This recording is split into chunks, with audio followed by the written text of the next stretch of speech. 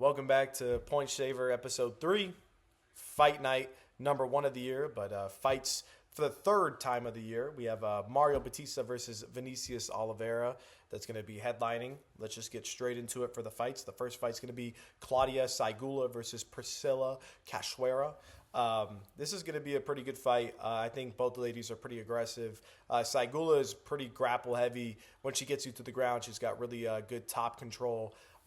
She does keep her chin in the air, and she's going against a pretty good striker. So that's a little worrisome. And she can be aggressive on the feet too. She can kind of stay in range just a little too long sometimes for my liking. And Priscilla is a really heavy hitter, but she does struggle, immensely in the ground game. I saw her, get submitted by Miranda Maverick. When she gets to the ground, Valentina beat her up pretty badly. These are pretty good opponents, but on the ground, it is a problem for Priscilla. I do think Saigula can get it to the ground, and I do think if she gets it there, she'll find a finish. I do think I see her getting this done by second round submission. Cachoeira in the past has shown that her cardio doesn't always hold up, and she empties the gas tank a little too much. So for those reasons, I'm going to go with Saigula by second round submission. And next fight, we have Muin Gafurov versus Jacob Wiklax. I think that's how you say his last name. I mean, he made his debut against Patchy Mix. A little iffy of a decision there. It was a lot of heavy grappling. I thought the second and third round went to Patchy, but I could see the argument for Wiklax. Really good kicks up the middle. A lot of straight shots. He's very lengthy for the weight class. He's very slender, very tall, and the grappling is really good. And Gafurov, very good Sambo background. He's got good grappling as well. I think the striking for Gafurov is better. I'm a little nervous that when Gafurov does enter, I saw it against Said Nurmagomedov, he does get caught in submissions. He can get caught in chokes, and Wiklax loves guillotines. He goes for them a lot. If you think Dustin Poirier pulls the ghillie, this guy does too.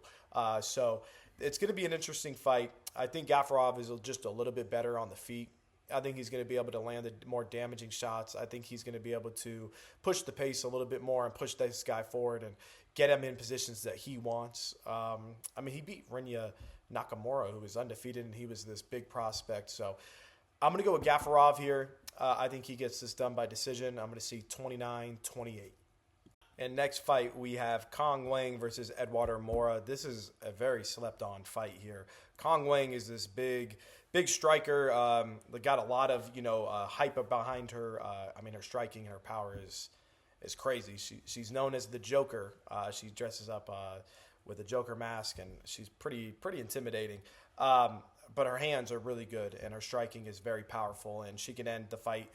For women's fights, that doesn't happen pretty often, but for Kong Wang, she's able to get it done. Eduardo Mora has been really impressive, though. She's able to mix it up just a tad bit more than Kong Wang. Her wrestling's good. I think her striking is very good as well. It's hard to say. I think the odds right now at minus 355 for Kong Wang, I think that's a little too high. I think if you were to do plus 3.5 for Eduardo Mora, there's just a little bit of juice there. The only fight Mora has ever lost in her career, I'm trying to think. It was a split decision, and I think that was it was a little debatable. But Kong clearly lost one of the fights she was supposed to. I forget who the lady she went against was, but Kong Wang is the more powerful striker. For the most part, I see this fight being on the feet, but Mora does have the ability to take it to the ground. For those reasons, I'm going to lean Mora. I think she just has more ways to get it done. But I do think she's the better fighter. And she's got a little bit more experience than Kong Wang as well. But, Kong Wang can, put the lights out at any time. But, yeah, Eduardo Mora is going to be the pick here. I'm going to get this done by decision. I'm going to say 29-28. Kong Wang has a good first round, but second and third, I think Mora starts to take over. And next fight we have is Javid Basharat versus Johnny Vasquez. Vasquez, I think he's making his debut. I've watched a couple fights on him. He throws a lot of kicks, a lot of leg kicks, a lot of front teep kicks to the body. I didn't really see anything too impressive with him that really stands out. And to fight a guy like Basharat on your debut, I know Basharat's coming out that big KO loss versus Ricky Simone, and he's had a couple other fights against Zahibi. That fight is starting to age more and more, in a better light. Zahibi just got a win over Jose Aldo in his last one. So Basharat, I think, is just really good. Really skilled. His fighting style is a little bit like McGregor's. He's very counter heavy. His striking is very good. If it needs to go to the ground, he can get it there. Johnny Vasquez just hasn't really shown me enough in the regional scene fights that I watched. It's really hard to go against Basharat here. I do think Basharat, takes this to decision. I've seen Vasquez seems pretty tough. So I think this can go decision, but I see like 30-27. I don't see a way that Vasquez can really win a round or do much to him unless he lands a big shot. But Basharat's only had one big shot landed on him, and it was by Simone. And I don't see that happening again. So Basharat's the play here to win by decision. Next fight we have is Ketlin Souza versus Bruna Brazil. Bruna shows signs that she's good on the feet, and she shows signs that she is dangerous, and she could put it all together at times. But God, it's really hard to consistently trust her in anything. So I think for Ketlin being at just minus 140 around those odds, I think it's really good value. I think Ketlin is just the better fighter everywhere. She's got power in her hands. She's got good boxing. She's obviously has submission skills as well. I don't really see a way Bruna Brazil gets this done against Souza. I think Souza's just a better fighter. For those reasons, I'm going to pick her by decision. It's really hard to find finishes in women's fights, but Souza can put the lights out. But I'm going to see this go with decision, 29-28, maybe 30-27. Really not much to go over here. I think she's just better. So next fight we have is Nico Price versus Nikolai Veretennikov, I believe. Veretennikov, excuse me if I'm saying that wrong. He's the much more dangerous fighter. Nico Price is, I don't know how he's still in the UFC, but he seems to be chinned pretty easily. Nico Price can be dangerous pretty much everywhere, but is he really that dangerous? Against a guy like this who's going to be the better striker, probably a little bit more explosive and dangerous on the ground. Veretennikov, I think he wins this by knockout. I think he can get it done in the first round. I think he's going to be a little too explosive, a little too powerful. I think he's able to put the lights out on Nico Price. I'm going to give me a first round KO. And he has a lot of good straight shots, like teeps up the middle. He has a good solid leg kicks. He does a lot of spinning attacks, which I don't really like, but because it can land him in some trouble or get him on the ground. But I do think he's able to land one of those crazy shots in this one, and I think he gets it done by KO in the first round. And next fight we have is Daniil Donchenko versus Alex Moreno. Another really no-brainer one here. I'm going to go with Donchenko. I liked what he did in his debut. I mean, he's aggressive. He's hits hard. He's very durable. And he's able to overcome adversity. Moreno is also able to do a lot of those things as well. I don't think he really hits that hard, but I do think he's able to be chinny. And I think Donchenko is able to just stalk him, and I think he's going to land too many big shots. I see this as another finish here. Donchenko is just the better, more just powerful striker. I don't really see a way Moreno can win. He has more experience. I think maybe if he's able to take this and to the deep waters in the late second, late third round, I can see him having success, but I don't think it lasts that long. I see Donchenko getting it done within the first 5 minutes. I see a first round KO here for Donchenko. Next fight we have is Dustin Jacoby versus Julius Walker. I really like Dustin Jacoby. He's a very good kickboxer. Julius Walker made his debut a couple fights ago. He's been hit or miss. The cardio has been, here and there, not so great, but he's pretty well rounded. He can strike. He can grapple. He's really big for the division. As an underdog with a lot of momentum, and I do think Julius Walker's the more well-rounded and younger fighter. I think he's going to have more of an advantage, not so much in the striking, but just if it were to get to the grappling and if he were to push forward, I do think Julius Walker is a little bit better. But Dustin Jacoby can, put the lights out. His striking is very good. His counter striking is very good too. This is a really hard fight to judge. I'm going to go with Julius Walker. It's probably not a smart pick just because Dustin Jacoby has so much experience and he's gone all 3 rounds before and he's shown that he can, put the lights out. And Julius Walker's been hit or miss so far, but I do think the momentum for Walker and, his size and his grappling ability will be able to take over this fight. So for those reasons, I'll take Julius Walker to get it done by decision. probably a 29-28.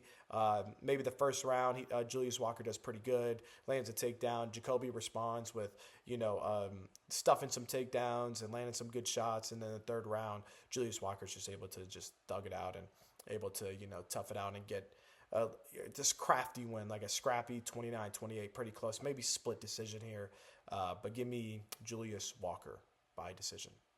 And the next fight, probably the fight of the card, Gene Matsumoto versus Farid Basharat. Farid Basharat so far undefeated.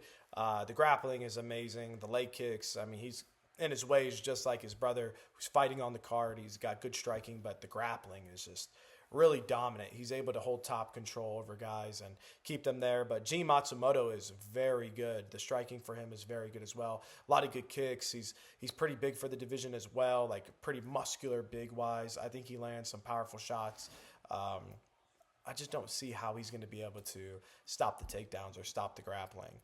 I think Basharat's just going to be a little too crafty in the grappling departments. He's just better. And I don't really see a lot of guys beating him right now.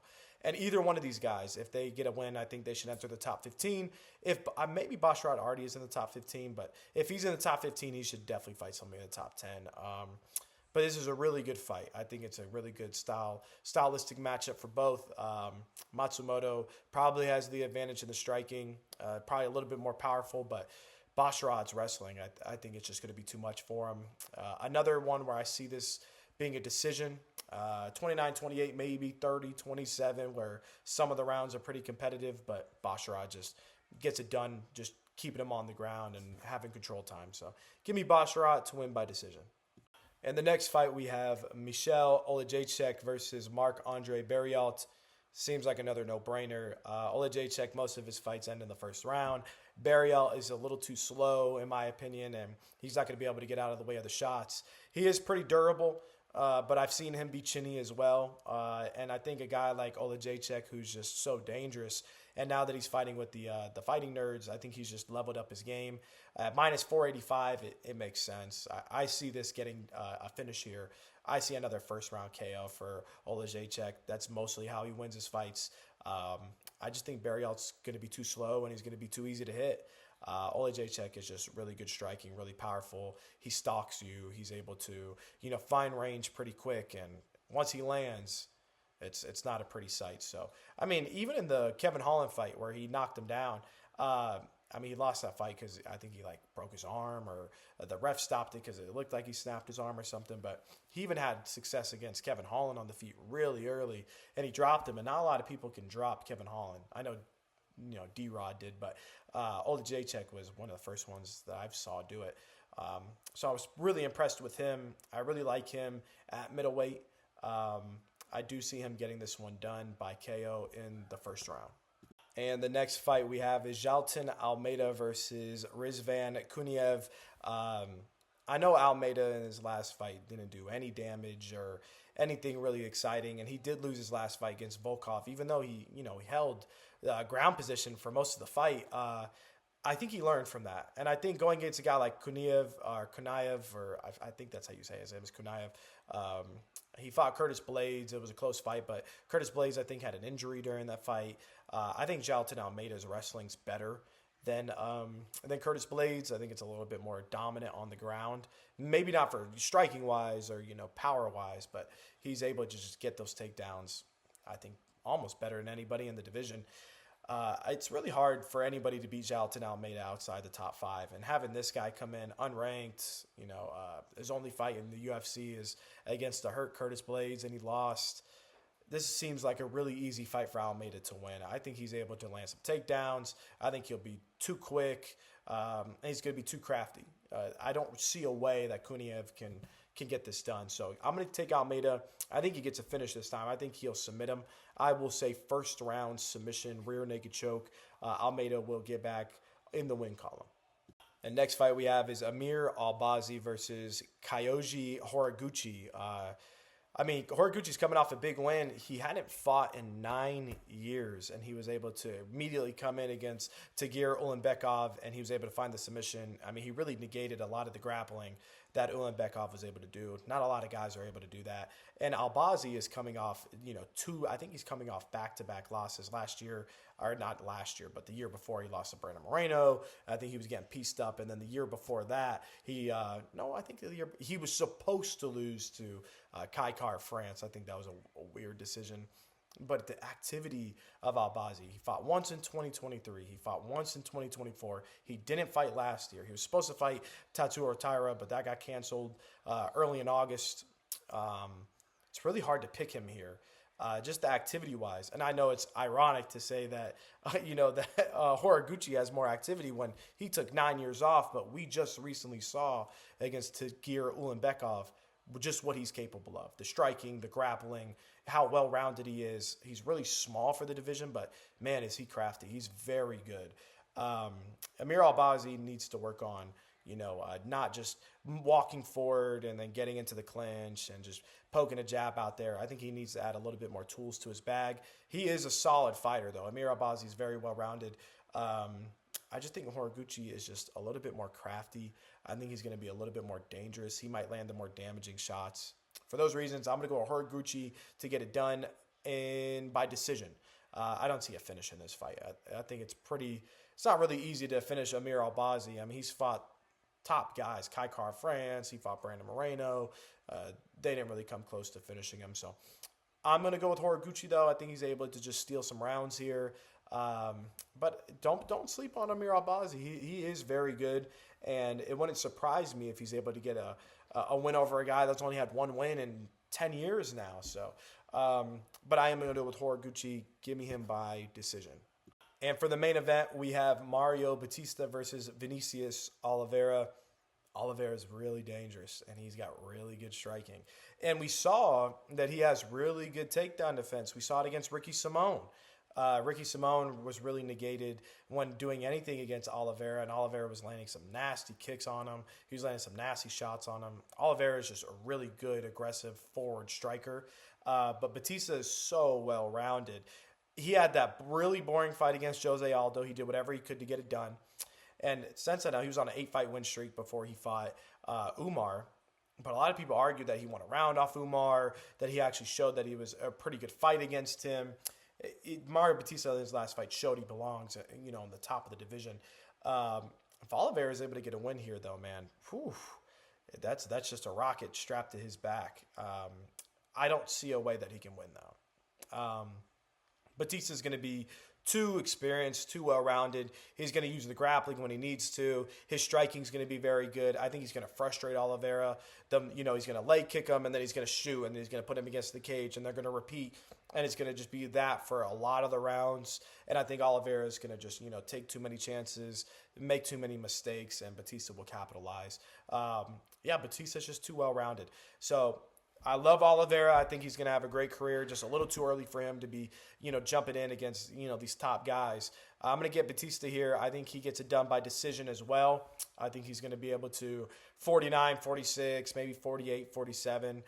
Maybe Oliveira, turns it on in the 5th round or early in the 1st. He has, a good round. But Batista in the 2nd, 3rd, 4th, those rounds right there, the meat of the fight, I think he's going to control most of it, and I think he's going to frustrate Oliveira. So those are my picks.